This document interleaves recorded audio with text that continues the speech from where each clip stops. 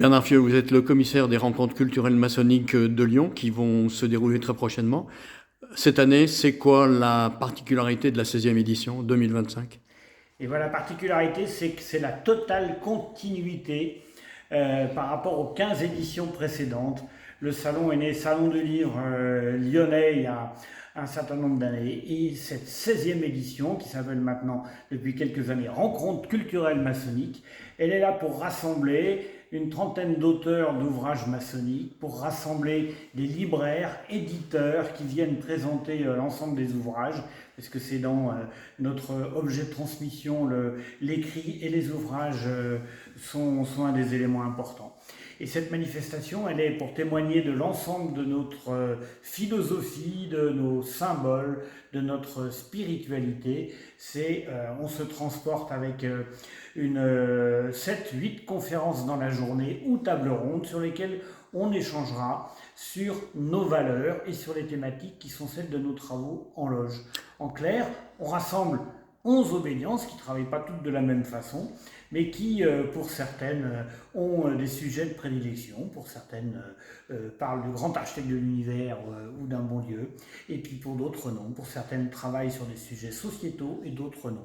Cette manifestation organisée par 11 obédiences, elle est là pour rassembler l'ensemble des gens qui peuvent s'intéresser à la maçonnerie et pour témoigner des travaux qu'ils font dans leur loge. Vous vous adressez à qui finalement en termes de public? Eh bien, cet élément qui est censé rassembler l'ensemble des obédiences pour avoir une action commune, c'est-à-dire qu'elles cherchent à travailler ensemble et témoigner et se corréler sur cette partie-là. Et bien évidemment, l'objectif, c'est de rassembler l'ensemble des gens qui s'intéressent à la maçonnerie, qu'ils aient l'occasion, une fois par an, à Lyon, de venir se rencontrer, découvrir les différences qu'il y a entre ces obédiences, voir quels sont les objets de nos travaux, savoir si ça les intéresse ou pas. Et bien évidemment, c'est un témoignage aussi bien au niveau des particuliers qui peuvent s'intéresser à nous, qu'au niveau de l'ensemble des médias et presse qui peuvent avoir besoin de faire un petit point sur ce que c'est que la maçonnerie ou pas. Durant cette journée, il va y avoir bien sûr des thèmes qui vous sont chers, comme le thème de la lumière ou d'autres thèmes, mais vous abordez aussi des thèmes d'actualité, puisque vous débutez cette journée par les questions de la guerre et de la paix. Ben oui, en clair, le travail d'un franc-maçon, d'une franc-maçonne, c'est de savoir être actif quand il sort de ses travaux maçonniques. C'est qu'en clair, l'objectif, c'est d'essayer de rendre quand même un petit peu notre monde meilleur.